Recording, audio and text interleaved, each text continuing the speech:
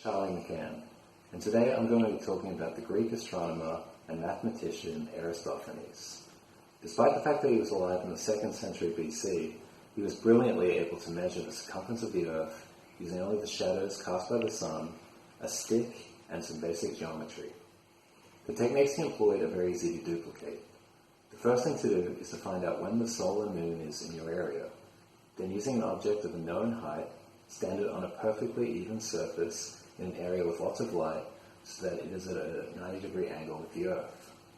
The shadow cast by the object at Sol and Moon should be measured, and the angle between the object and the shadow should be measured by using the arctan rule. Shift tan opposite side over adjacent side.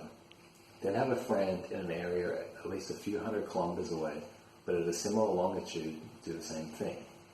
So once both parties have used arctan to find the angle of the shadow, the difference of the shadow angle must be found. So for example, if the angle of your shadow is at 50 degrees, and the difference in your friend's shadow is 40 degrees, then there's a difference of 10 degrees. So simply divide 360 degrees by the difference of angles, so in this case 10, which will give the fraction of the Earth's total circumference, represented by the difference between the two areas. So in this case that's 1 over 36. Then using the internet, the distance between the two locations should be found, and then multiplied by the denominator in the previous fraction. So in this case, 36. And that should give a rough estimate of the circumference of the Earth. Did it work for you? Thanks.